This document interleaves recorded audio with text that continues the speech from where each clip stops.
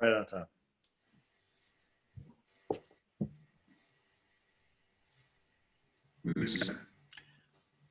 Hello, my name is Pradeep Khanna and I'm talking to you from Sydney in Australia.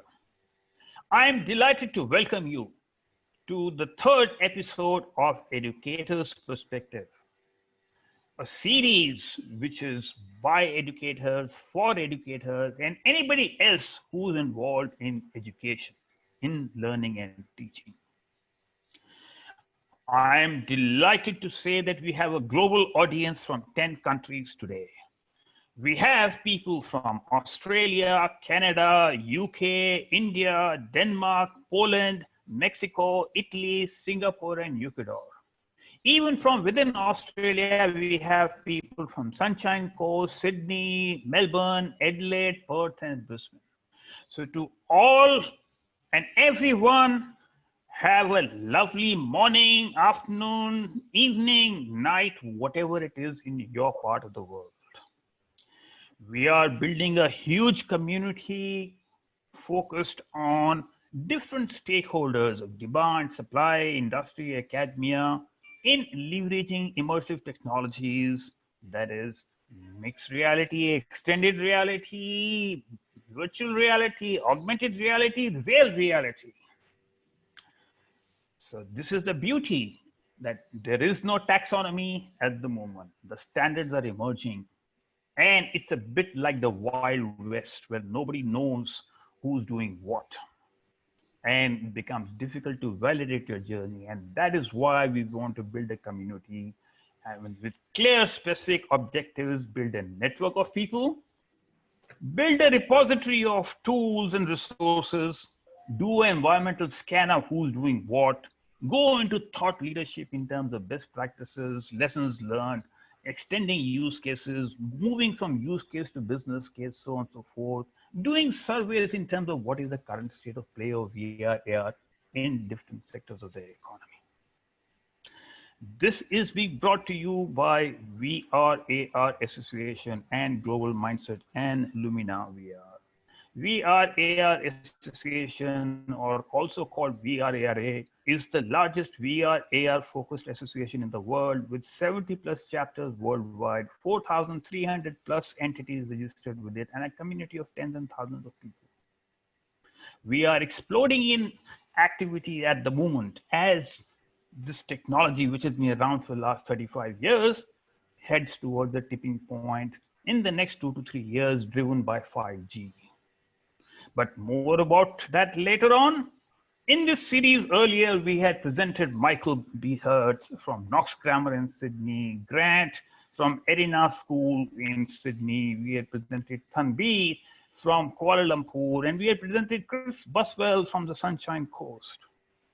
Today, we present to you an excellent set of educators.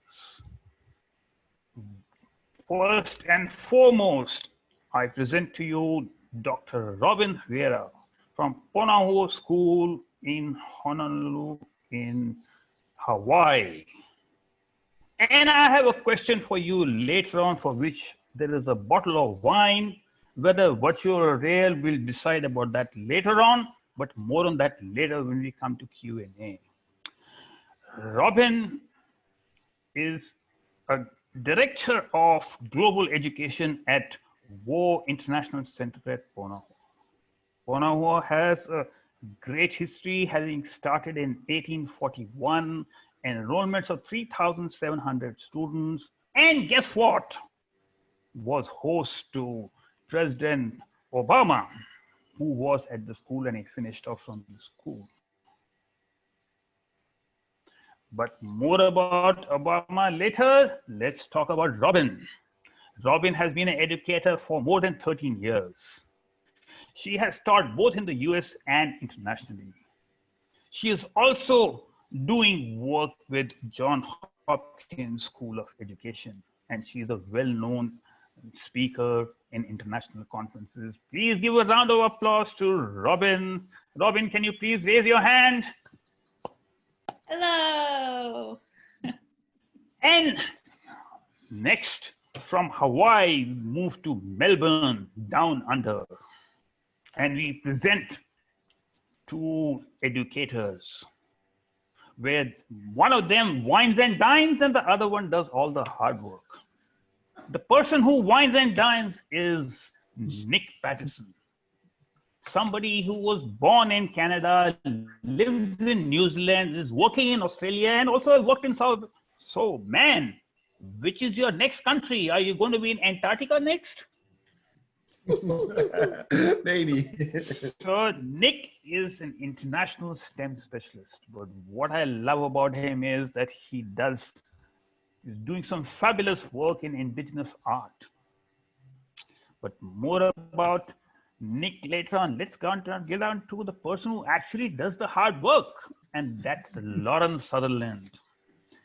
And lovely to see you both. Lauren has been a general educator for the last 5 years, and now she's looking at how to present STEM in different perspectives, learning and teaching.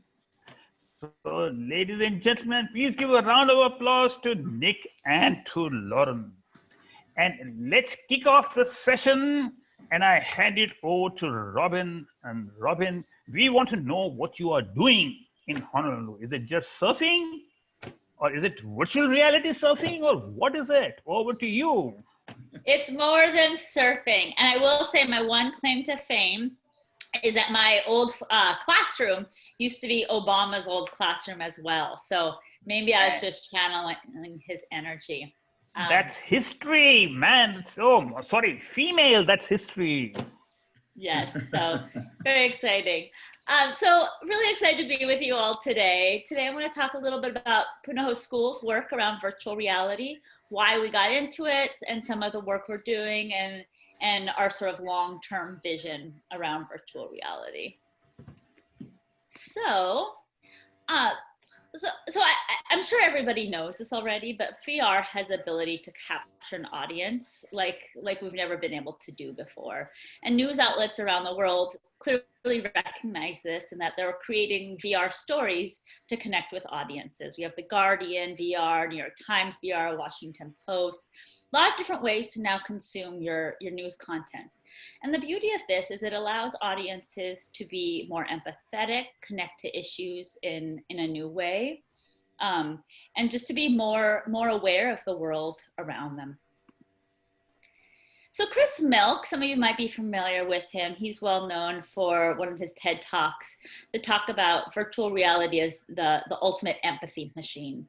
And his idea was that if you can connect to people in this very empathetic, visceral way, then you can then connect to their minds and then hopefully their policies. And if you can share these stories with the people who end up making some of these decisions that impact some very real issues, then VR really has tremendous potential to change our world. And he's well known for Clouds Over Sidra, which is a story I'll talk about a little bit later about a Syrian refugee living in a displacement camp in Jordan. And here he is with the United Nations. VR also has a tremendous potential to raise money. And that's not really what we're doing, but I think it speaks to the nature of how it impacts the audience and makes them feel more empathetic to a cause. These are some experiences that I use in the classroom when I'm trying to teach students about environmental conservation or water conservation. These are really helpful experiences. We found some research shows that people double their giving when first viewing a story in virtual reality. So Stanford I would say, is really leading the work around empathy and virtual reality in their virtual human interaction lab. And something that was interesting is, first I think they wanted to look at this idea of embodiment, like how can the user begin to feel like they are the avatar that they're seeing. And it turns out that you really just need the hands. Like as long as you see the hands and they feel like your hands, you can begin to embody the character in your headset. And then they began to play around with that. Like what if you change that to make your hands and your experience, maybe you're older, or maybe you're a different race and you have different skin color. Maybe all of a sudden you're colorblind. And they found that users displayed less bias towards these differences when they had gone through this VR experience. This has really interesting implications for diversity trainers, and something I'd love to explore with some of our DEI work that we do at our school in our Center for Social Emotional Learning. So there's also tons of implications for educators in general. I think our perpetual quest is to get students to internalize some of the learning that's happening and store in some of this longer term memory. And this is sort of a simplistic formula, but I think it works for our purposes, that we remember 10% of what we read, 20% of what we hear, 30% of what we see, 50%, 70% of what we discuss with others, 80% of what we personally experience, and 90% of what we teach others, which is probably why I remember everything I teach. But the interesting thing is that virtual reality registers much like a personal experience. The work out of Stanford, they found that the recall was high. And also when you're recalling, it stimulated the same part of the hippocampus that you might when you're recalling a personal experience. So again, this is a really cheap way, honestly, to provide personal experiences and real life learning to students in ways that they will understand and remember more deeply. We were curious to look at this a little further at our school. And so about 3 years ago, we partnered up with an organization called Foundry 10. And we did a research study. And there were a number of questions, but two of the ones that I was most interested in, particularly because I work in global education, is around, the question was, VR has the potential to help me understand people in a different way. And then we ran them through a couple of VR experiences. And you can see the responses.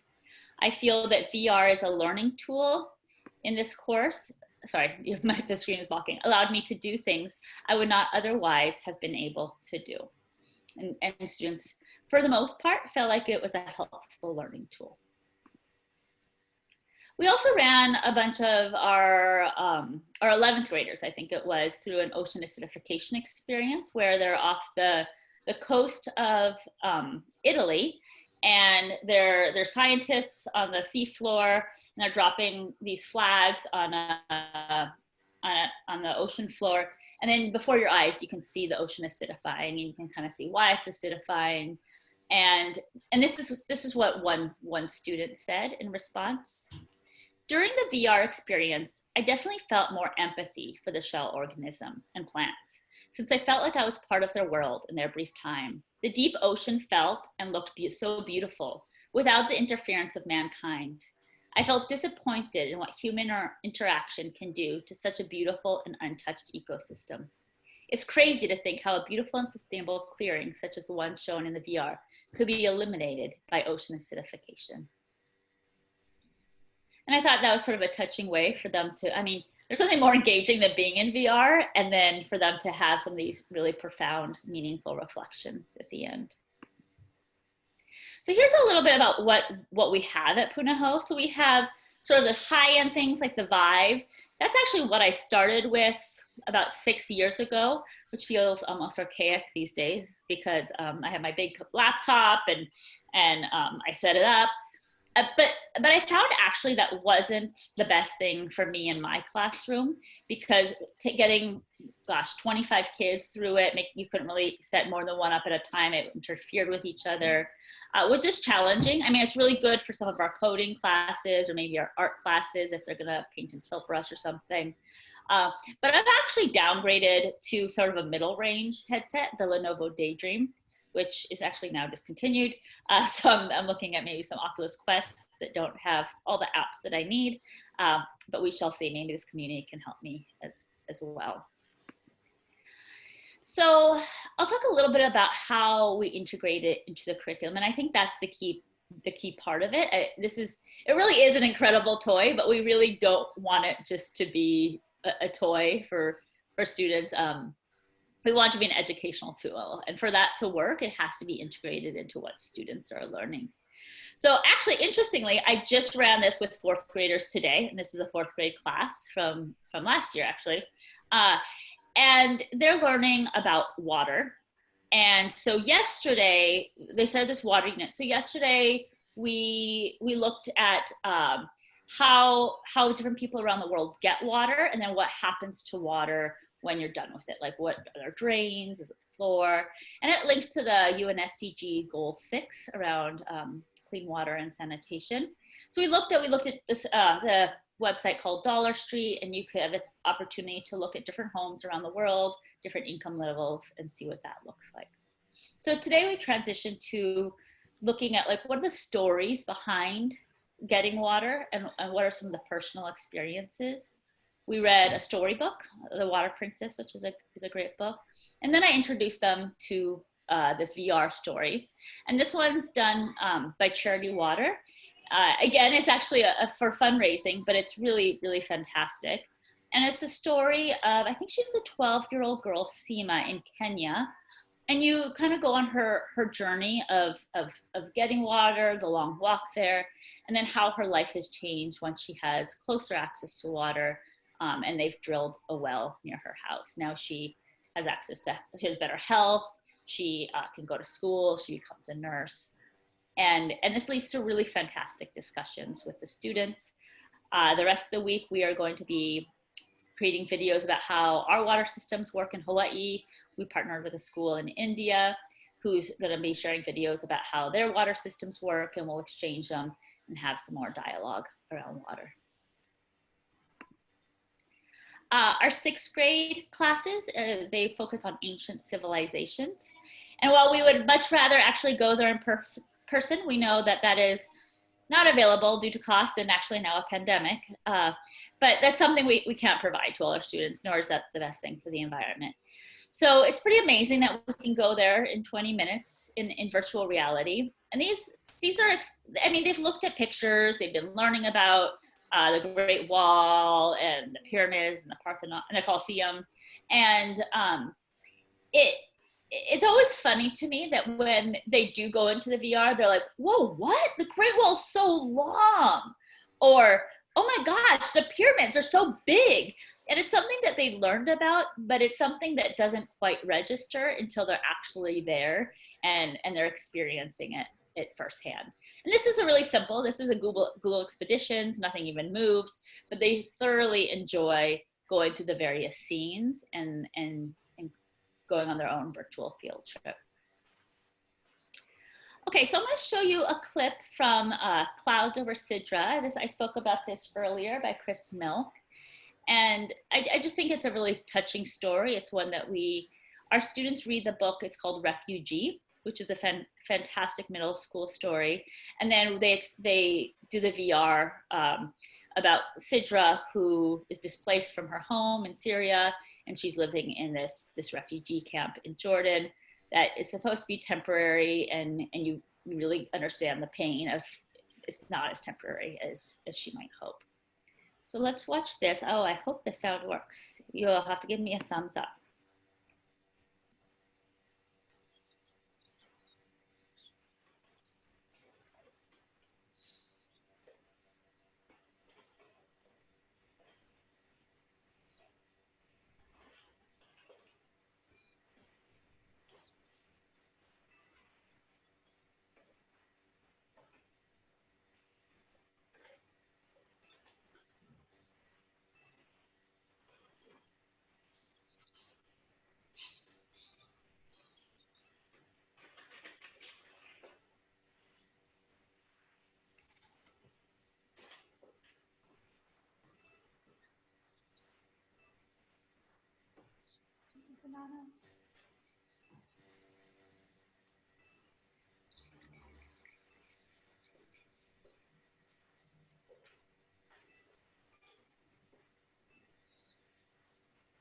All right.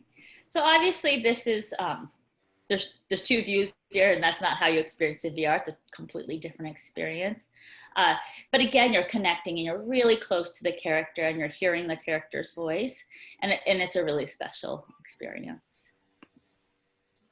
Oh, we get to see it again. All right, let's see. Next slide. Okay.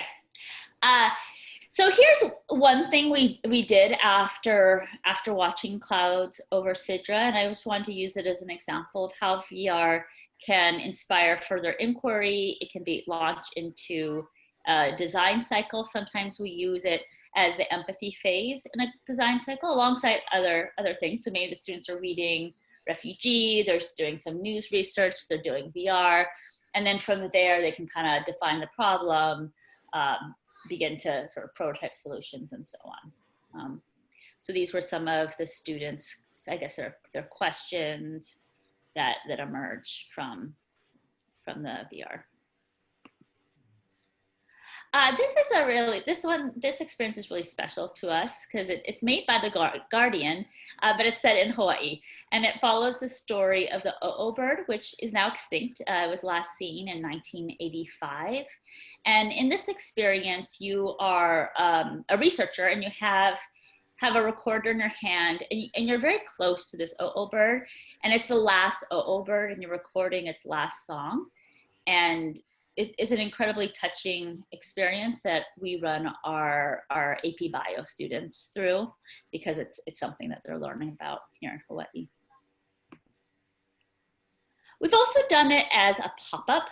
Our school each year has a theme for the year, and that year it was ha'a, which is humility in Hawaiian. And the particular theme for the month was hunger and homelessness. And so one way to help support that theme is we ran them students through, is available in our Learning Commons. So it's like kids who are studying or doing whatever could come and experience the VR. And in this experience through Stanford, you're in your house and you can't pay the bills. You have to select what items you're willing to get rid of. Then you're in the car, but you have to move on. The police won't let you stay there. You're on a bus. And you feel in a very visceral way, the sort of something I don't think we think about as much when we think of houseless people, but the fear of being houseless and how scary and how out of control that can really feel. And an interesting thing, the research around this is that people who went through this experience were much more likely to vote on a proposition out of California that would support houseless people. So, and that was even 3 months after they experienced the VR experience. So it's kind of nice to see that it might be a little bit more longer lasting than immediately afterwards. And Hawaii has an incredible houseless problem, so it was good for us. So I work in the International Center, and so I've been talking about some examples of how we use VR to globalize our curriculum, help students connect to different issues and different people and places through virtual reality. Here, we also spend a lot of time welcoming visitors to our islands. So here's an example of how we use VR in this capacity. And these students were visiting us from Aotearoa, from New Zealand. And they're a place-based school. And we wanted to share with them about hokulea, our traditional voyaging canoe from Hawaii that circumnavigated the globe using traditional techniques. Very, very important to us here in Hawaii.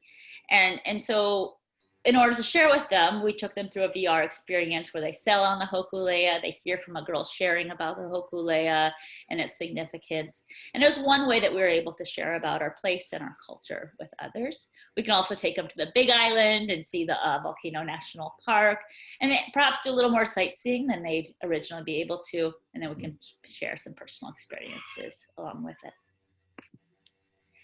So that's mostly the content consumption side, which is primarily where I focus. We've done a little bit in global education around content creation. Maybe students might go on a trip and they'll make something for their classmates, maybe like a school-sponsored trip, and maybe they'll make, I think we've used ThingLink. We've also used Google Expeditions. It's pretty simple stuff, and then they can share back their learning with other students. But that's pretty much as far as it goes. But our design, technology, and engineering course strands and center do actually a lot with VR around coding. And so we have a coding pipeline starting in K5, just with Scratch and little bits and stuff. And then starting in middle school, they can select a VR elective where they can code in VR on Unity. And we also have an after-school program that runs every single day for our high school students, where they're doing game design in VR. And then next year we'll have a high school design engineering elective, again, coding VR. So I think that is, oh, yep, they're also doing some work in AR. Here's our campus with something that they built for Mars rover, but you can see it in AR. Also a voyaging canoe that they also put in the middle of our campus.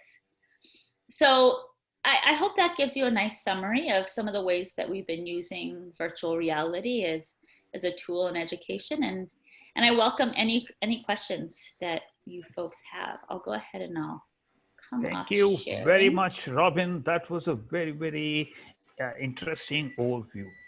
The first question, while I wait for the audience's Q&A questions to come through, is you are the executive director for global education at WO International Center. I'm sure there must be a couple of other centers also within the school.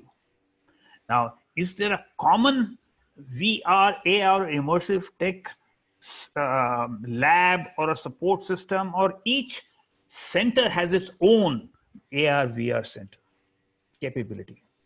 Yeah, good question. So I pretty much manage the VR headsets that will be pushed out into classrooms and run more at the classroom level.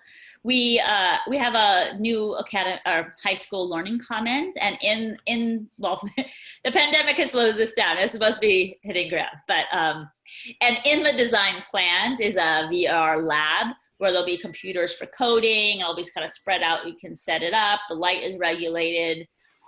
So there will be a VR lab within that space, more around content creation, but that's still yet to launch. Got it. And the reason I asked this question was, I know of a university, and I will not name the university. They've got 5 VR labs, but the left one doesn't know the other 4 exist.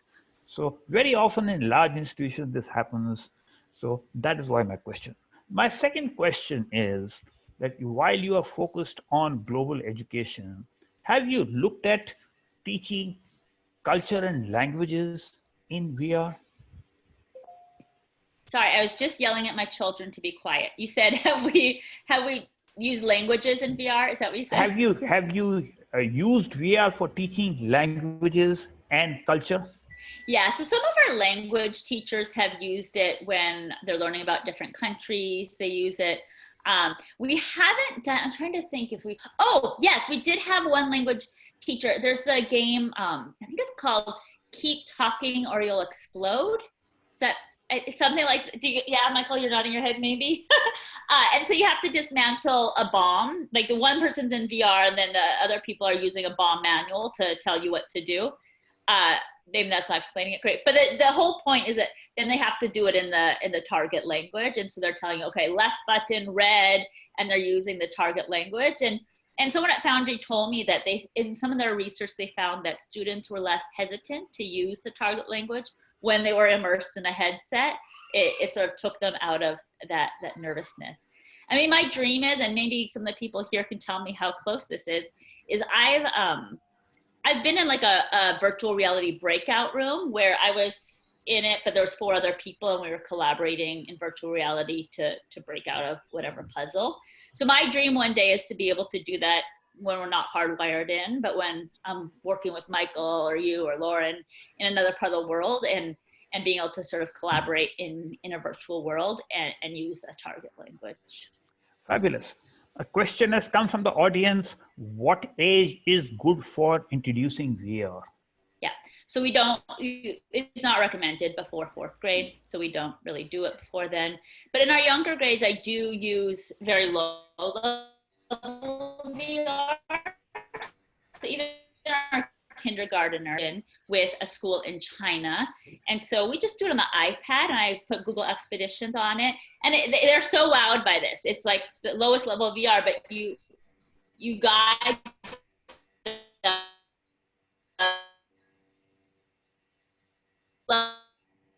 children. Maybe we could do some of the cardboards with 3rd grade or so, but the headsets we don't start until 4th grade. Steve Grant is asking, He wants to know if VR is used for Indigenous students to connect to country and language. Yeah, I mean, I think I've seen a lot of different experiences out there that help. I mean, right? It's a storytelling tool, and the more we can tell stories of our traditions and of our culture, I think we all benefit. And so, particularly for Hawaii, the Hokulea story I was telling you about for VR, it's a story of a Native Hawaiian girl explaining why the Hokulea is really important to her and her culture. So again, I think just capturing these stories, and it's a great way to capture them and then to share them. My next question is, you also do work with John Hopkins School of Education. What is the work do you do over there? And has it got something to do with VR, AR? Right. No, it has nothing to do with VR or AR. I actually have recently taken a little bit of a step back from that, but I was teaching a class on action research and inquiry in mathematics, and serving as an advisor to master's students. Sure. So just audience, education please keep the questions going. And the next question for you, Robyn, is whatever work that you do in immersive technologies, is it aligned to the curriculum or is it just extension learning? Yeah, I think that's such an important question. I don't want it to just be sort of extra add-on. I want it to be sort of core to the curriculum.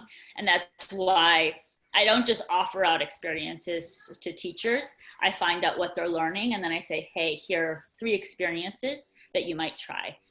We don't really want it just to be a toy on the side of the room, because I've seen that happen in classrooms, and maybe they're coding in Minecraft in it, which is really cool, but that's not. You have been in the journey for 6 years, and there are quite a lot of different stakeholders. You got the parents, you got the school management, you got the community. How did you manage different expectations from different stakeholders in this journey? Yeah, I mean, I think for anything in terms of managing stakeholders, it's about clear communication. Something I had to do is I wanted to reach out to our health center and see what concerns they have had. Parents, I mean, honestly, we haven't really had any concerns. There's always the opportunity to opt out. It's not like you're stuck on a field trip. You really just take it off your head when you're no longer comfortable. I mean, sometimes kids get migraines. I've never had that, but kids who have high, I tell them if they get migraines right away, then maybe it's not the best fit for them. No, mostly people are just excited. It's such a new tool that I think it's really enticing. Our director of advancement wanted to learn more about what we were doing. It's not a selling point for our school that we might share outside. So mostly everything positive. I think that I'm actually super grateful for that. Now, when I was having a look at the video, I noticed that you had quite a few head-mounted devices. So what is your budget like? So when I first started, I had applied for a grant, which by a generous donor was basically like, they said, apply for a grant for anything outside the box that you've always dreamed of, but you have never been able to do. And I was like, VR. I had a student actually who was fascinated by VR, and his fascination sort of drifted to me, and I wanted to make it accessible to him. And so that's when I got the full Vive in my classroom. I had a $5,000 budget to set that up, and we played around with that. And then from then on, it's really been, I just have to make a pitch. I mean, thankfully we're a very well endowed school, and it aligns to our strategic priorities. So I think I've spent, I don't know, $5,000 the other year. It's not, I mean, when you think about student travel, it's really not crazy. The challenge for me has been the biggest challenge is keeping up with it, making sure I have an IT team that is able to support me. And I'm not the one sitting there trying to figure out what the heck's going on all the time, and that it changes so rapidly. I have the Lenovo Daydream, which I really actually love, and I can't get any more of them. and keeping up with apps. So it's not the first cost that's a challenge, it's the upkeep and the fact that they get outdated so quickly.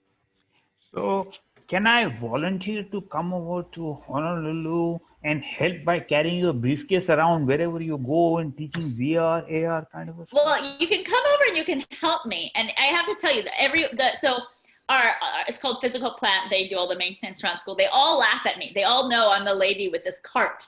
And then I can't get any sun on the lenses. And so it has this big covering on it. And our campus is enormous. We're the largest independent school in the country.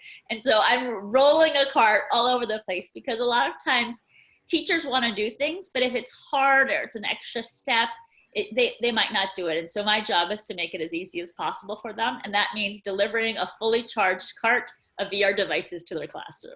Fabulous. Fabulous. So you come from a pedagogy perspective.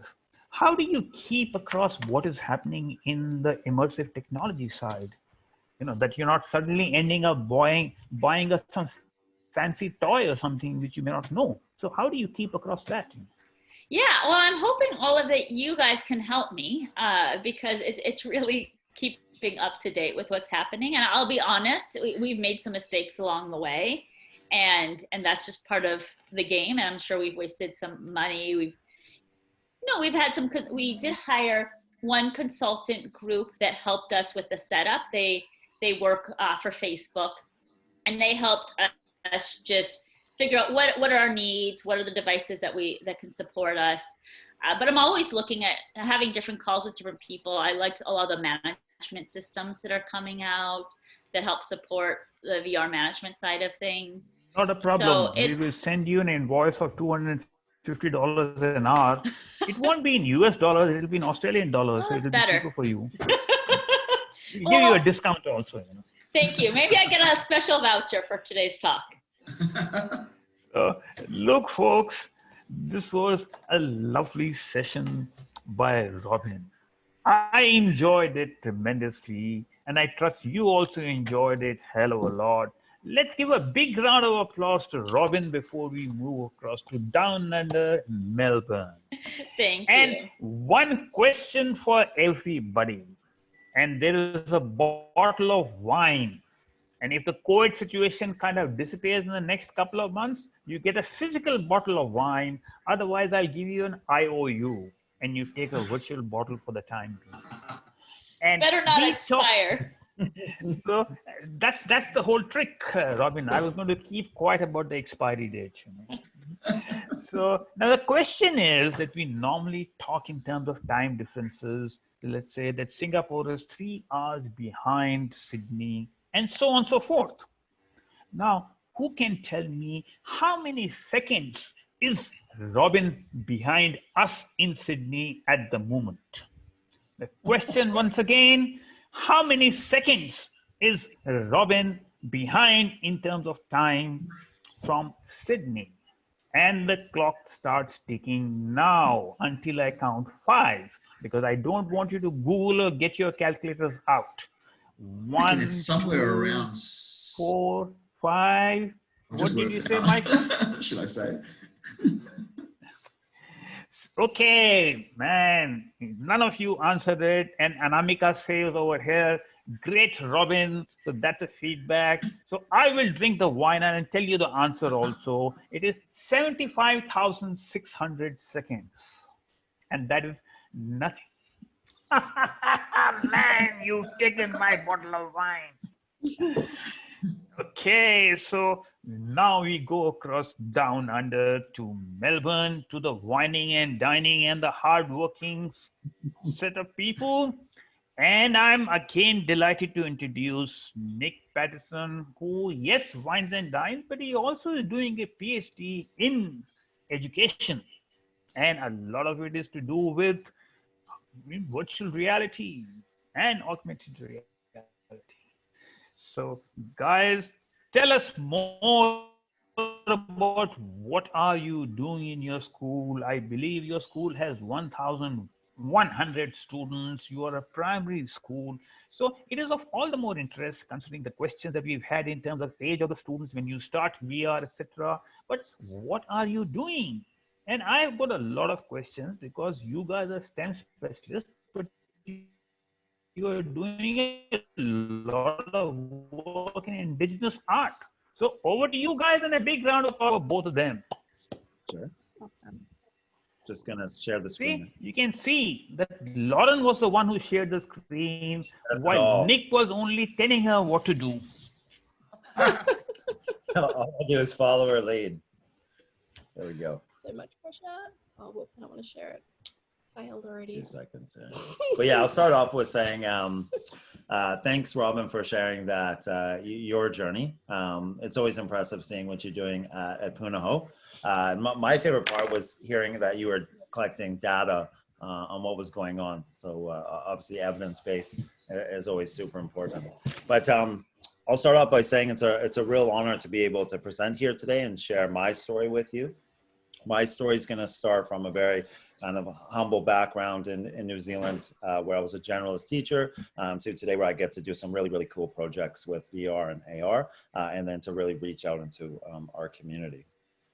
Before I go any further, I'd like to acknowledge the Indigenous elders past, present, and future on whose land I speak from today. I would like to acknowledge the land, animals, water, and stars, as well as the Indigenous people that have been guardians of these treasures past, present, and emerging. Where our school is situated, we actually neighbor onto 2 Indigenous land groups.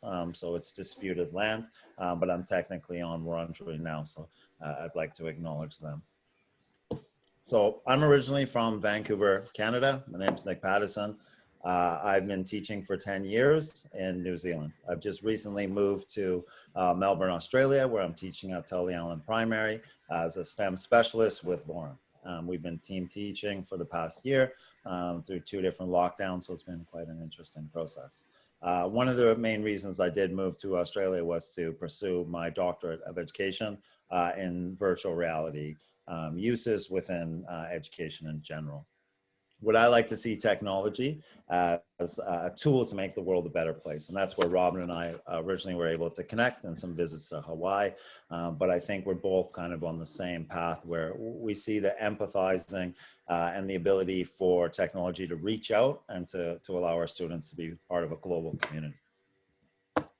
So my story today, the project that I'm going to share, actually starts about 10 years ago in New Zealand. So although I'm working with Indigenous communities in Australia, my beginnings would have come from New Zealand. Now they have a term that'll sound a little bit funny, it's close to a swear word, but whakapapa is a term for your legacy or your history. Now my history started in New Zealand, and this is what allowed me to better understand Indigenous cultures, to gain an immense respect and a minute amount of understanding. I say that because as I learn more about Indigenous culture and knowledge systems and how they operate, I'm learning more how little I know. And that's the power of this project that I'm going to share today. In this picture here, you can see me, I'm hunging, which is to touch the nose and the face, Peter Sharples, who at that time was the leader of the Māori Party in New Zealand, which is a political party. I was at a school, so I was very fortunate to lead a protocol or a process called the Pōwhiri, which is a formal welcoming. So through all of these experiences, I've been immersed within culture, and I have played a tiny role, but I have started to observe and to get a better understanding. I think at this point, it's really important to acknowledge that as a white male from Canada, it's been a struggle for me to always understand how all of these knowledge systems are applied and the perspectives. And so as I go through this talk today, it's really important that I acknowledge that these are just my perspectives and that I'm giving them on behalf of what I've seen. And that'll be a theme throughout, is that we're hoping to capture more authentic voices through the use of technology and working with our local Indigenous communities. So I've been in Australia for about a year. It took me about 6 to 8 months to connect with the local Indigenous communities.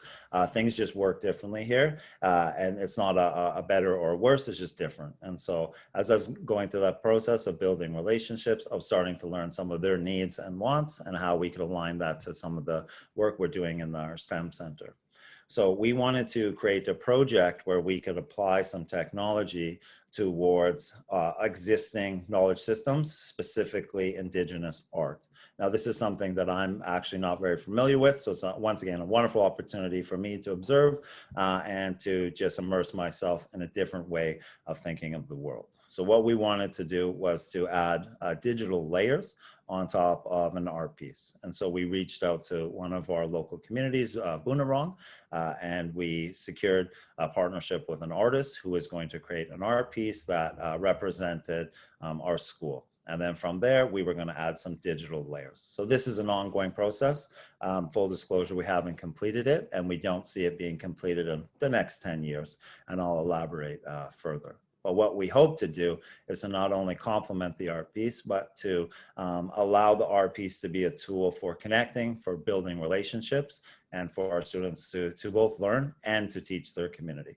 And I think from Robyn, from one of your slides there, you know, 95% you learn when you teach others. We hope in a very simplistic way to be able to lead local schools and to teach them with our students being the leaders. So what we did was we wanted this art piece to come alive. That's the simplistic version of it. And there's many different layers to it. So initially we looked online. You can see a picture here of a phone device, but we were hoping to use our iPads and essentially you hover over an image and then it comes to life or something pops up. That's the most simplistic level that we were hoping to achieve. And you can see it here in this image. Now I'm going to show you a quick little video of the app that we selected. We trialed out a bunch of them, and I think some questions will be asked at the end, but this was a free, simplistic app that we found very easy to use with young students.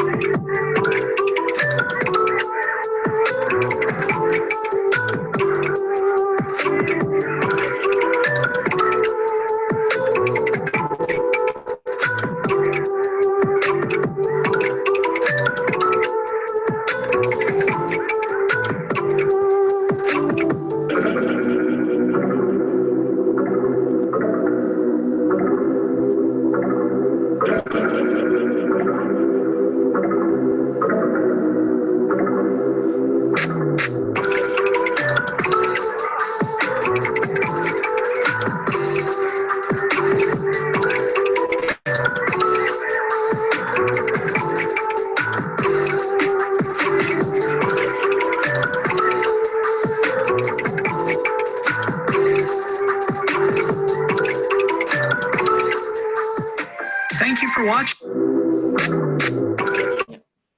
So one of the things we really liked about this app is that it had a very low entry level for our students to use, but on the other hand was used professionally at museums. So we knew that we could reach out to our community, should we need it, of experts and technology companies to enable us to extend the students as far as they could go. This was really important to us as I teach K to or prep to year 6, which is 5 years old to 12. And we're seeing that students are very technology capable. And so we wanted to make sure that we weren't limiting them with a child app, essentially. And you can see from there that the digital features are quite interesting. We're still exploring them, but from the very limited one, you can just show an actual picture, which often is more than enough for what we're hoping to do. So for those of you who aren't familiar, I'm just going to quickly give a basic introduction of how the app works, and then this will make more sense when you're selecting your own app. So on the far left, you can see a barcode. We should all be familiar with this from the grocery store. Essentially scan and there's information or data stored within. Another very common trigger that we use to start apps is a QR code. These are very frequently used now in schools. But what we're hoping to do and you can see on the far right, is we're going to use an art piece as our trigger. And there's a little bit of challenge in this, in that art pieces aren't designed to be a trigger as the other two are. And so you have to make sure certain clarity and that the actual image is very defined. And this is where we found that dot art, fortunate for us, was very unique. And so that it was a good trigger, very similar to the other two, and had a very high digital quality. So here is the art piece. Now, before I start describing it, it's really important that I acknowledge the artist, Lakeisha, who we're very fortunate through our relationship actually came to our school and created the majority of it at our school, so that we could speak to her, that we could watch it firsthand. And there was a very small group of us who were able to experience this. I'll describe it as well as I can, and then I'll discuss some of the features of it and how we hope to capture that with digital layers. So in the very middle, you can see that there's a gold circle, and it's a cross-like kind of symbol. This is meant to represent our students and our student population that are the heart or the core of our school. As you can see, there's circles around it. This is our school community, and it's meant to be a rippling effect. As it moves outwards, it's the ripples of knowledge and how that knowledge and understanding go into the community and make the world a better place. There's multiple layers of metaphors in there as the students are growing and reaching out, and as they go walkabout or on their journey through life, that you can see that as well. The outer circles are meant to represent a lot of different metaphorical features in the student's life, as well as the community. So from me, that's probably about as like in-depth as I could get as an explanation, and to give it any real authentic meaning. And the reason why is because all Indigenous communities or cultures throughout the world base all of their connection to land and water and animals and whatnot. And so you really need to be from that localized area. This is really powerful for us as we're trying to create localized curriculum, meaning that we're going to take the environment, specifically, it could be a mountain, a river. I know in Hawaii, there's a term from the rivers going from the top of the mountain to the sea. And we have versions of that in Australia. These are very powerful, ancient concepts that have huge complexities and layers to them. And so I'm only acknowledging that I know the superficial bit, but within this art, we're capturing, tens of thousands of years of knowledge within Australia. And so this is where, for us, on top of the art piece, we want to be able to add layers as we're learning. And we want to be able to do it in a way that not only acknowledges the people and the artists, but that incorporates our students and gives them some freedom to be able to explore and make mistakes and understand that that's okay. So this is the Bunarong Land Council image. So this is where Bunarong is the group that Lakeisha is from. This is the land and the water of their region.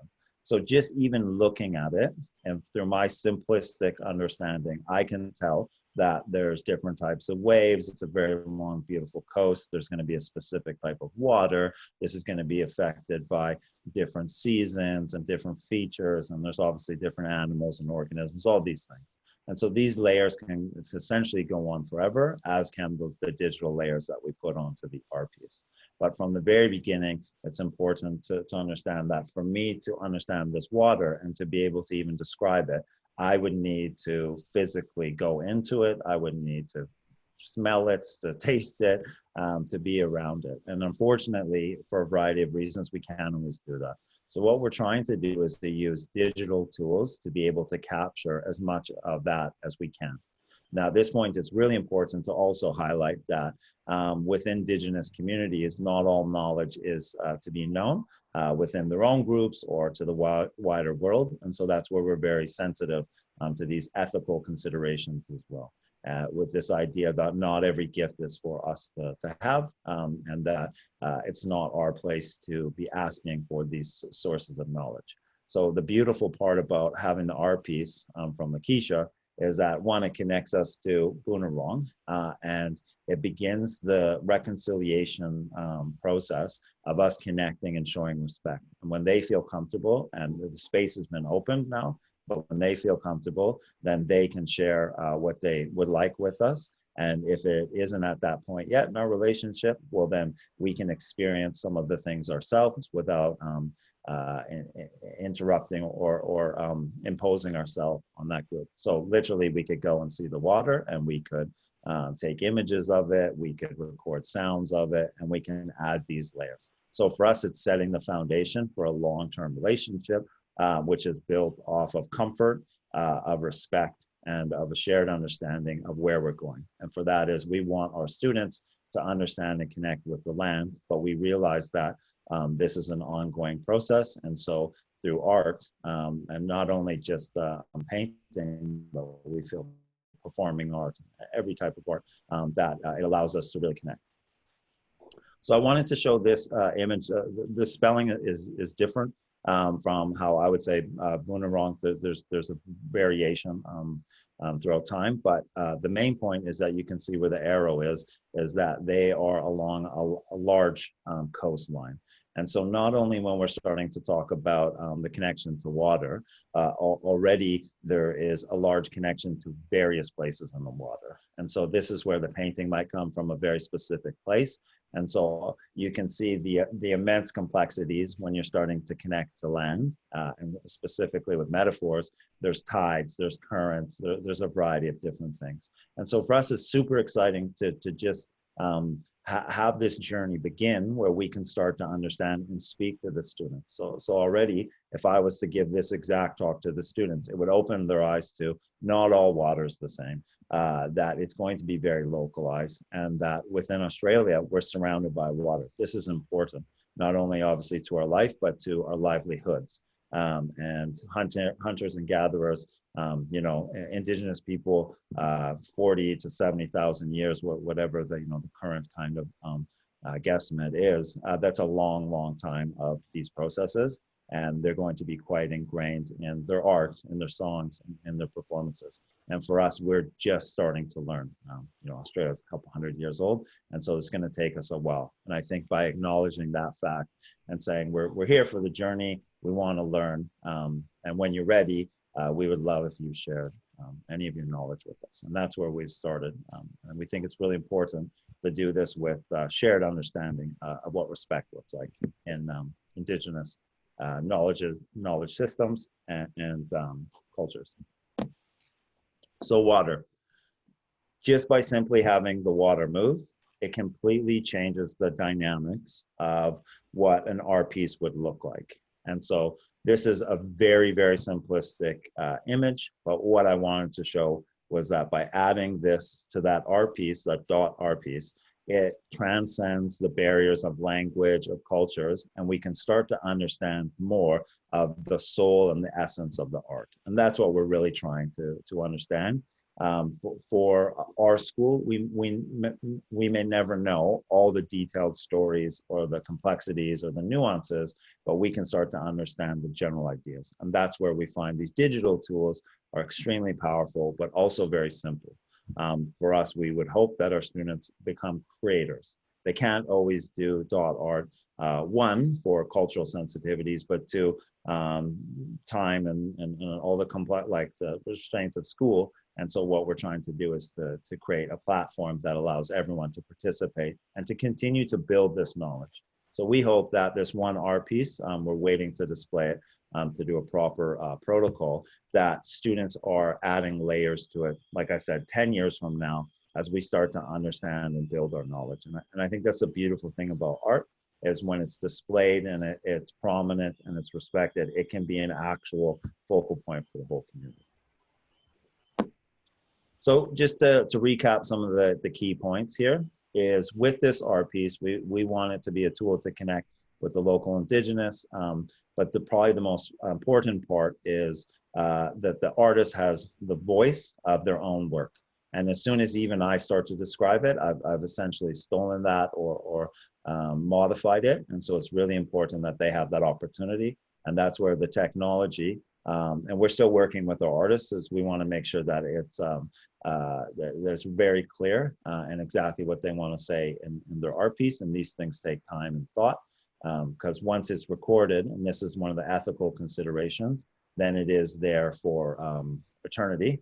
if it's on the art. And we've actually had a big discussion around this of if we did a performance and we videotaped the very first one and we showed it to others, like, would we want the whole world to see our practice or our first time? And so that's where we've been having these ethical talks around what do we have the right to show, and then when we have the right, what do we actually want to show? And so for lots of people, regardless of their cultures, one, they don't want to be a spokesperson for their entire culture or race or group. And then the other one is they don't have to be, and that doesn't, they don't need to have that captured for eternity. And so that's a big thing that we're trying to unpack with our students, is what we share, how we share it, and do we even have the right to share it? As I mentioned before, endless layers and additional content. Within this app, you know, you can do videos, you can do sounds, you can do images, and we hope to just continually build it up. It's also a roadmap for things we want to learn in the future. So if it was water specifically, we can literally go, you know, test the water, experience the water, swim in the water, and we don't have to go to anyone for that. These are our own experiences that will then give us a completely different perspective on how we view this art, because you know, there's no right and wrong to art. It is our perspective. And then the last bit is highly engaging and educational. So if you took out everything I just said, and we were just talking about the students using the tools, those tools are used throughout industry now. You know, you can scan a QR code on a car and see what's wrong with it or the different parts. So it's really important that we don't assume the students know how to use these things. We work with them, and then we develop their abilities, but then from there we show them practical uses as well. It's very important. So where to next? For us, this was a very simple tool to use. It's free, so inexpensive, and we found it was quite powerful. For us, we've been playing around with a variety of different tools, and I'd like to show you one. We want to start to build some of our understanding, and I'll be clear on this. We're not trying to create models of Indigenous knowledge. We're not trying to create models of Indigenous thinking. What we want to do is to create models, 3D models, of our students' understanding so that they can start to build it. And we've done this in design thinking and different abstract concepts, but I'd like to show you a video in this next one, which is using growth mindset. So the students completely built it into Tinkercad. It was converted into Unity, which they can do. And then the next step, it was put into another platform called Haven, so that they can annotate it and manipulate it. Now within there, very much like Robyn was talking about Google Expeditions, we just use an iPad and they can move it around. We put the link on YouTube 360, so it's very easy. And we've actually had our preps just scanning a QR code and going in and understanding that they can manipulate the environment and giving them an understanding. So play this video from one of our students. Before I do, I'll acknowledge her. She's an amazing year 6 student, so she's 12 years old. She worked very hard on this project and we're extremely proud of it. And this is her telling her story of growth mindset within her learning at her school.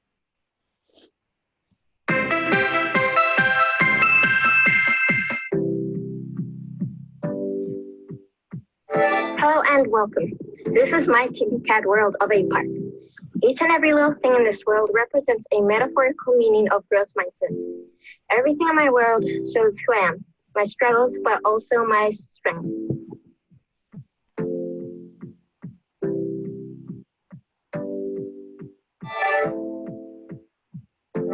One of the key things in my world is a tree. This tree represents me growing, and each and every different leaf represents a different thing. One leaf could mean my physical aging. Another leaf might represent my growth mindset and me becoming better at that. One other leaf might represent me acquiring new information and learning new things.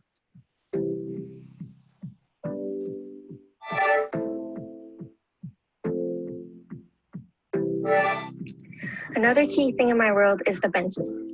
Everyone needs a rest once in a while, and it's important not to push yourself too hard. Giving yourself a break is important for having a growth mindset, so you're always your full self.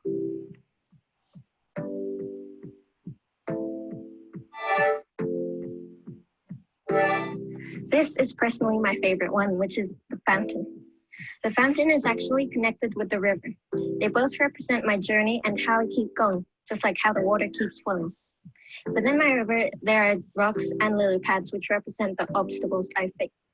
Even though they blocked me, I keep going.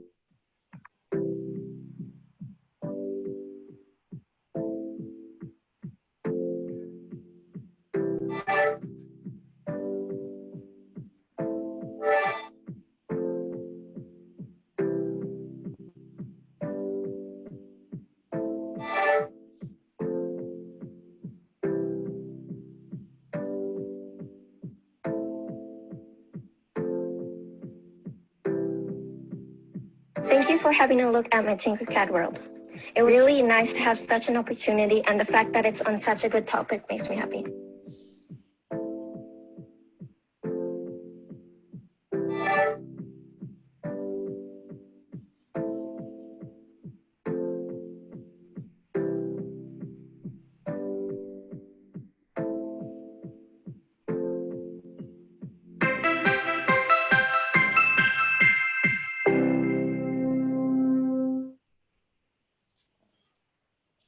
Yeah, so I hope everyone can see the value and the power in such an immersive world for a concept that's abstract like growth mindset to be visualized. We found that the students really enjoyed not only making it, but as a tool to be able to discuss and have critical conversations, just this idea of an in-depth conversation. For us, we hope to, this is a rough version, we hope to have interaction. So like, for example, we want to put in a tree that asks a very specific question for all of the students. And then when you go into VR, we want to replace traditional learning conversations with the parents with an actual tour like this where you can go in different languages and whatnot. But probably far away from there. But yeah, it's been an absolute pleasure. I hope people have taken value from my story. I'm very happy to answer questions at the end, or obviously there's a period now. People want to contact me. The initial slide at CubeSTEM is my Twitter handle. And I always love to just connect with others, regardless if you're in STEM or arts or whatever it is. And you know, everyone's welcome to visit us or reach out. We're very happy to build relationships. But that's the end of my bit, and I hope everyone enjoyed it. Oh, one last quote. We are all visitors to this time, this place. We're just passing through. Our purpose here is to observe, to learn, to grow, to love, and then we return home. And I think this really summarizes what we hope to do at school using technology so that we can better understand Indigenous communities, but all communities and cultures and people around us. That's it for me. Thank you. Thank you very much, Nick. And before we go to Lauren, there's just one question from the audience. And the question from Tran is that what is the name of the app that you've talked about? Oh, I don't know if I pronounce it right. That's why I shied away from it. It's Artivive. Artivive. So it's Artivive, and we will also put it in the chat. So thank you very much, and we'll come back to more questions after Lauren. Lauren, over to you. Wonderful, thank you. So, hi everyone, I'm Lauren, and I team teach STEM with Nick at Tulliallan Primary School, and we're based in Cranbourne North. I'd like to share with you one of the ways we've used AR to support our students' understanding of Indigenous knowledge. Before I show you how we use AR, I'd like to give you a brief background. So, during remote learning this year, we tasked 2 of our middle school students to create a meaningful acknowledgement of country. Nick and I had begun to notice a common theme throughout our conversations with other colleagues and educators, that many other schools approached their school's acknowledgement with more of a tick the box kind of approach. We were actually left wondering how many students actually understood the relevance and importance of an Indigenous acknowledgement. So these 2 students that we spoke to developed a short clip that identified the 4 key areas that Nick outlined previously: land, water, animals, and stars. I will show you the clip now, and so the way the students chose to respond to the project will make more sense. So I'll just play it now.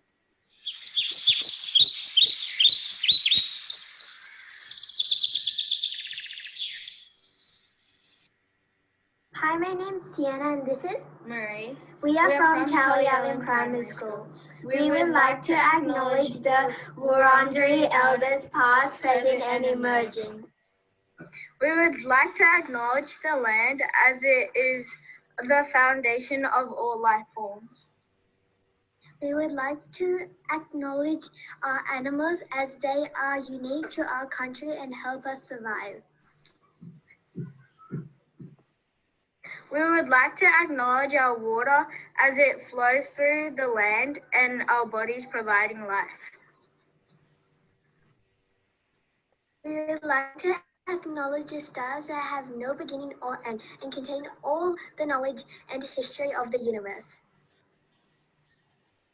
Around you people. And their role as guardians of the knowledge. And the legacy of the land, water, animals, and stars. From the past, present, and emerging.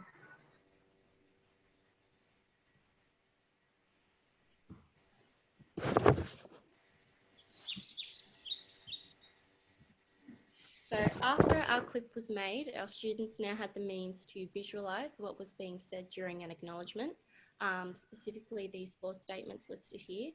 So now Nick and I had a better opportunity to measure the depth of their understanding by asking them to create their own unique response. One method we used was asking our senior students to use an online block coding platform called Scratch to create a digital animation that conveyed their understanding. Another method we used was using the merge cubes, and this is where AR comes in. So for those who don't know, a merge cube is a virtual object that you scan with your personal device to learn, play and create with. It's an augmented reality trigger that allows certain apps to activate when pointed at. Essentially, it's like holding a hologram in your hand. We asked our students to watch the clip and develop their own unique response using the merge cube. For the response, the students use an app called Dig. This app allows the user to mine and build to create a 3D world. As you can see from these images, students can select different resources to make or build anything. Students open the Dig app on the iPad and scan the cube to activate the app. Once activated, the cube transforms into a blank canvas on the iPad screen.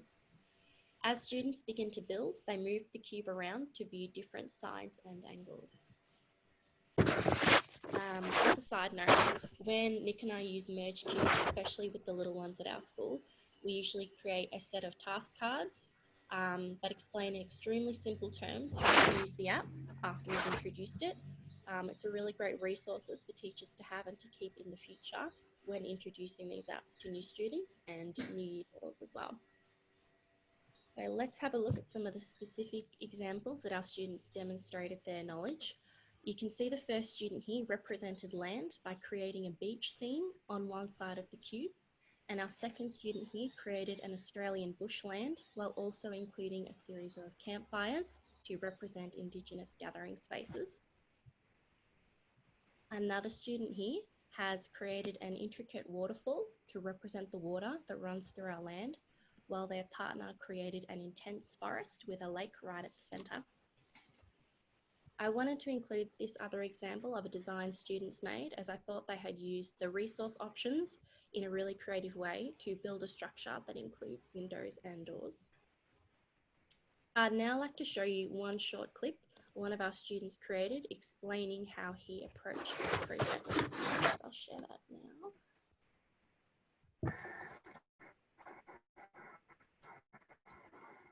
Hi, my name is Sachin and I'm from Year 5. Today I'll be showing you the acknowledgements of our school in an AR world. The acknowledgements are land, water and animals.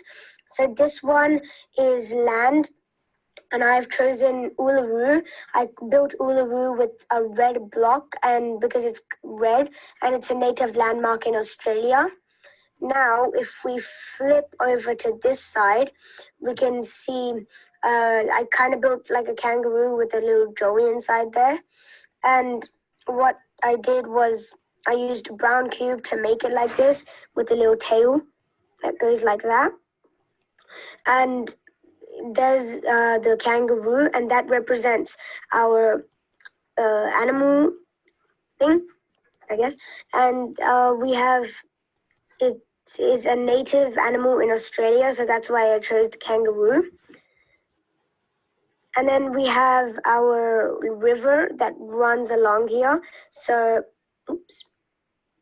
It goes from the ocean down here to the river on the top behind the kangaroo, down here to a waterfall with beach, and water and beach are basically the water acknowledgement, because we have lots of beaches and water around Australia, because Australia is all covered with the Pacific Ocean.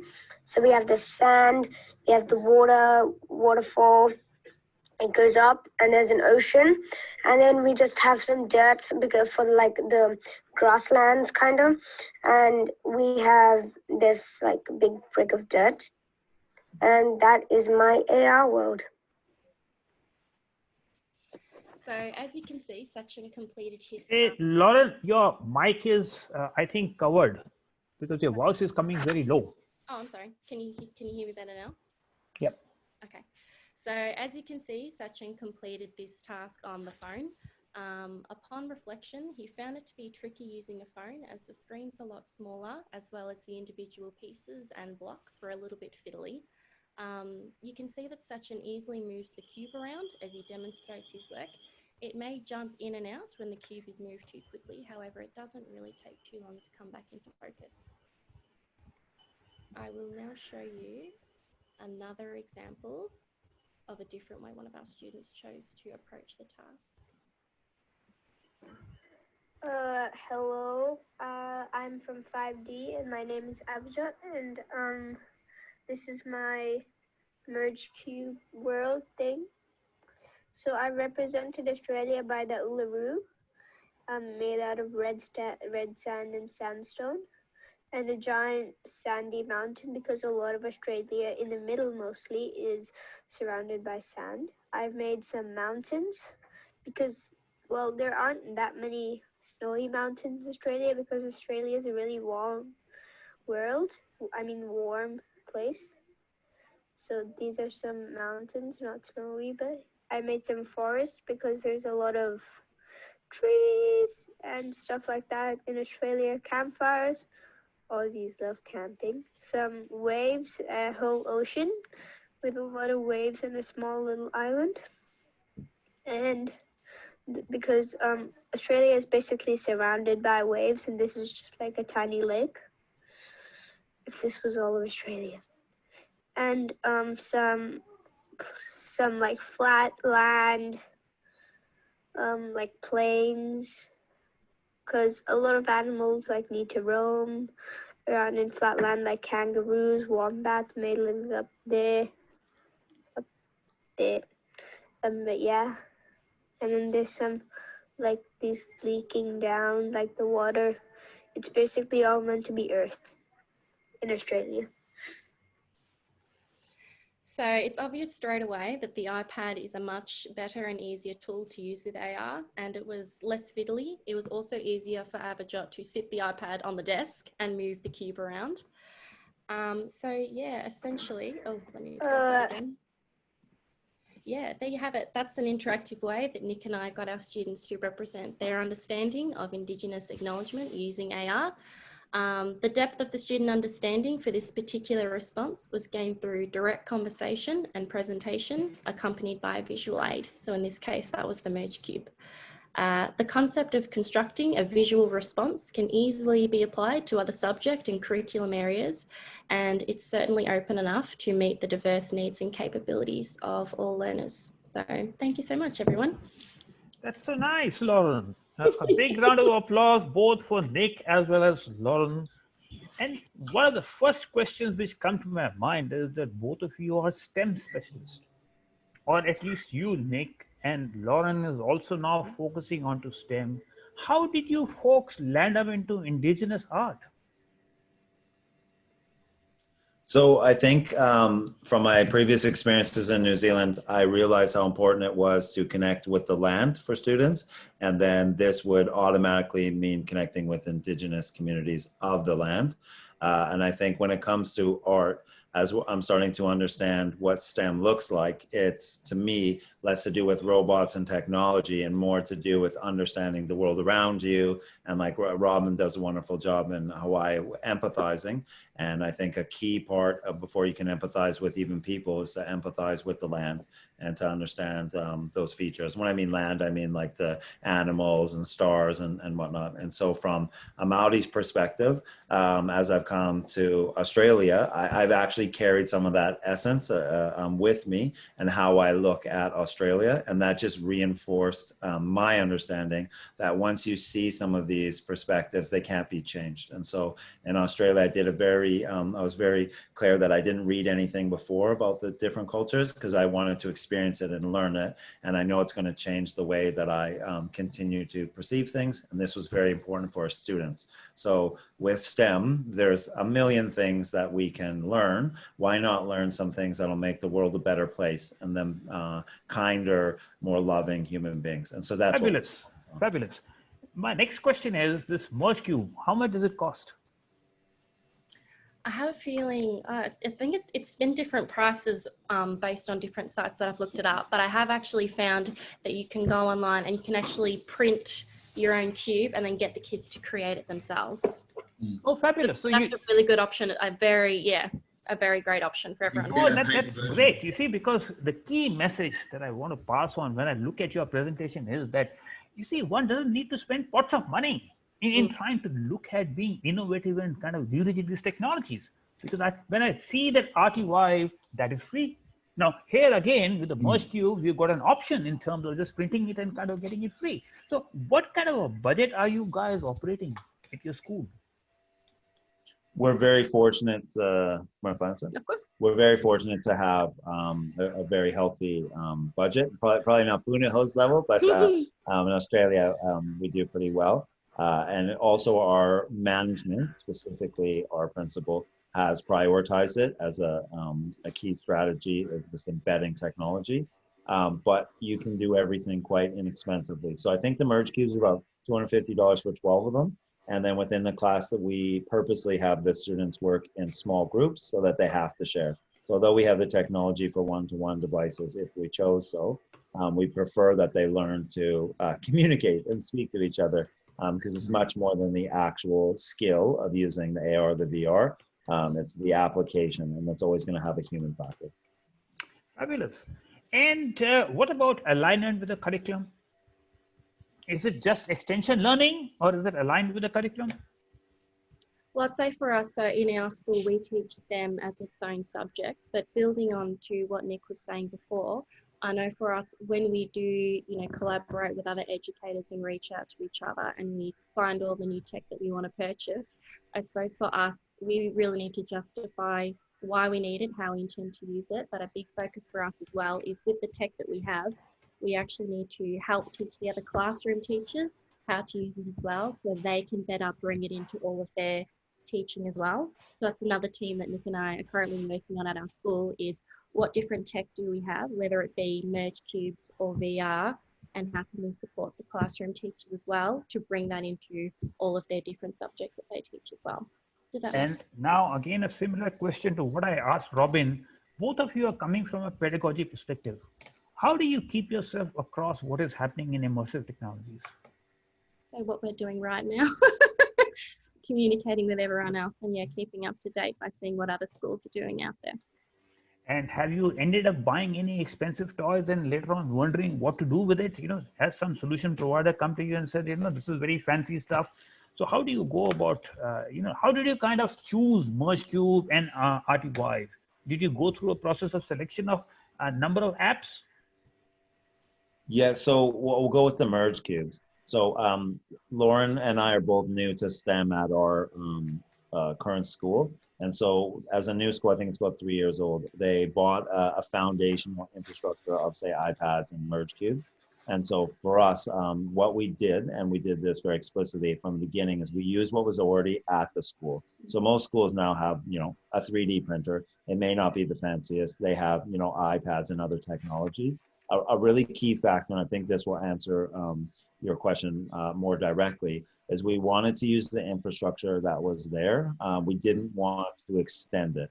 And so what we're trying to do as well, we'd like to believe, is that we are showing other educators how that they can create a powerful STEM program, and we don't believe that it should be resource-based. So at the very worst case, we think we could do it without any of the technology, even if we were very limited. So I'll just add a little brief bit. When we started off the program, we wanted to explicitly teach science and technology. So we taught a whole term of science using bubbles. And Lauren's laughing because it was the biggest mess ever. It was a mess.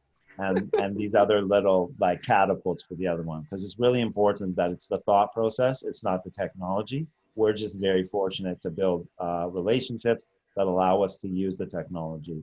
But if we didn't have relationships like with people, even like Robyn in Hawaii, where I go and I see how they visualize design thinking through a Hawaiian perspective, and I basically stole, sorry, Robyn, and copied some of it and put it into a Maori perspective. But if I wasn't having those opportunities, I wouldn't be anywhere near where I am with my understanding globally. And so we're trying to teach that to the students, and no amount of tech will do that. It's going to always be so, coming Nick, you have been actively involving the industry in the STEM projects. Is industry also involved in the Indigenous arts initiatives? Not at this level, but the one that you saw with the World, we partnered up with a company out of Adelaide called Singleview, and they have a very powerful immersive platform called Haven. So you saw the little blurb at the beginning in the video, and they do student management.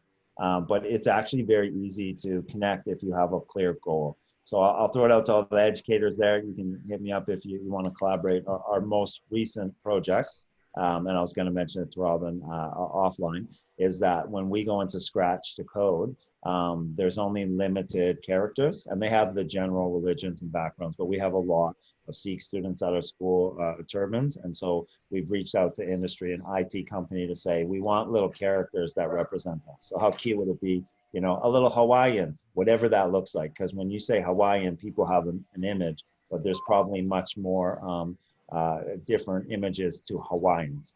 And so that's what we're very simple. We'll get it done in like a week or two, and then we're going to open it up to other schools. So basically one database, probably just be a Google Drive, and you could go in and you could use any of the little images that represented you. And so some of the things with technology, IT companies is where I won't mention the name yet because it's not like solidified, but like the idea is that by working with big tech companies, you can help to diversify the workforce that they're going to get and to bring equality to IT. So there should be more girls, there should be more minorities kind of in IT. Got it. Another question is that Robyn showcased certain data points, you know, which is based on what is the efficacy of immersive technologies. So do you also have any data points, or have you done any research in terms of the efficacy? Yeah, so a big point, and this is where it's hard sometimes when you're describing these to people who don't understand the nuances of education, is that we have been actively gathering feedback from the students almost every lesson and then on a term basis, and ours was around kindness. So we set a one target goal around kindness and having an environment, a STEM environment where we were kind to each other, but they're allowed to give feedback very specific to us, and it's supposed to model going forward what this looks like within our environment. And so we thought that was the most important part. And then that started to be enacted through the activities that they do. And so they understand that kindness should be a core feature. And, you know, once in a while, we use the word love and kind of those love languages, but the idea that how do we have a more empathetic world? And the tech is going to help us do that. So another question is that in Ponahou, they had President Obama. So did you have, you know, Paul Keating or Bob Hawke or somebody like that from your school? I think Lauren's it. I think she's our Obama. I think. I do my best. Oh no, I let that pass. I know that your school started only in 2017, but that's a wonderful journey. So, folks, a big round of applause for the pair. Now we know that the whining and dining and work is equally spread. Okay, lovely. Thank you all once again. And before we hang off, there is another person that I want to introduce. This is the guy who's wearing that blue colored spotty shirt, and I did not introduce him in the beginning because I thought he might take away the attention from the main sessions itself. And this gentleman is Michael Meadows, and he has got a great experience of working with a large number of schools as a consultant. So it's very important to get a perspective as to where does he see where Ponahou or the Tulliallan School in Melbourne, how do they rank in terms of the take-up of VR/AR as you see across the board in schools across Australia? Wow, good question. There is a large range of take-up from not at all to wanting to take a lead with it. I know that, we work very closely with Knox Grammar, for instance, and they're looking to take a lead with this technology.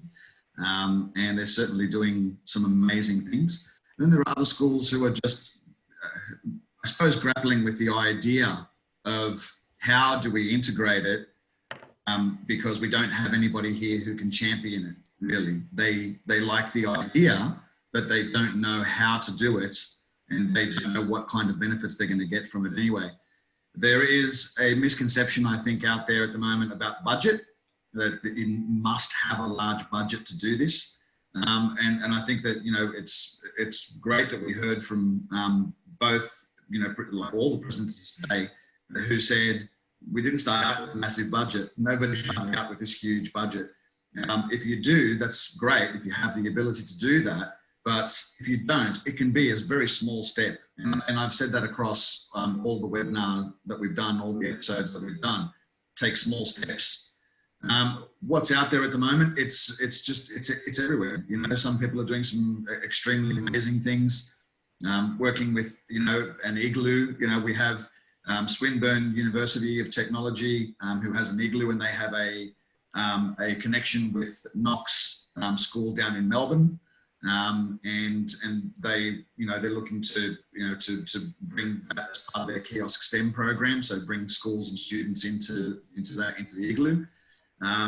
So we have all sorts of different things out there, but I suppose the idea is that, again, a lot of schools are just a little bit hesitant to jump in because they don't know what's involved. So I think that's why we're really wanting to do this overall, these webinars and this series of webinars, is to say, look, just take a few simple steps, reach out and say hi to us. We're here to help, and we can help you take those small steps together, and then you can build it from there. Because once you do jump in, I've never heard from a school who has said, we jumped in and we hated it. We didn't think it was worthwhile at all. I've only ever heard positive feedback about using XR technology of any sort, whether it be AR or VR or whatever it is. They've only ever had positive things to say about it. Thank you very much, Michael. This was a very, very interesting session. Look, I suppose the key elements of it is that, you see, it's about building a community. We are on a journey. And that's where we need to share our experiences, share knowledge about the kind of apps or the tools and resources that we are doing. So I extend a welcome to all of you to come and join the community. This is an ongoing series that we are promoting in terms of the educator perspectives, but there'll be a whole lot of other series which will be coming along, which will also include a solution provider perspective, so that we're able to understand what is the best of breed, and then try to look at how to match the most innovative education institution with the most innovative solution. And the bottom line is that please do not think that money or capital is really the restrictive point. You can start small. I mean, it is amazing to see the kind of results both Robyn as well as Nick and Lauren have been able to achieve with a small panel. With this, I take leave and thank you all for joining in the session. Thank you to all of the panelists for sharing and taking out the time and sharing their perspectives. And thank you to you, the audience, who made the session so interesting. Take care. Have a lovely, enjoy your glass of wine or a morning cup of tea, whatever it is in your part of the world, and look forward to catching up with you at the next webinar. And I don't like to call it webinars because we get 30 to 40 webinars a day, but let's catch up at the next engaging session of Educator's Perspective. Bye for now. This is Pradeep from Sydney. Take care. See you guys.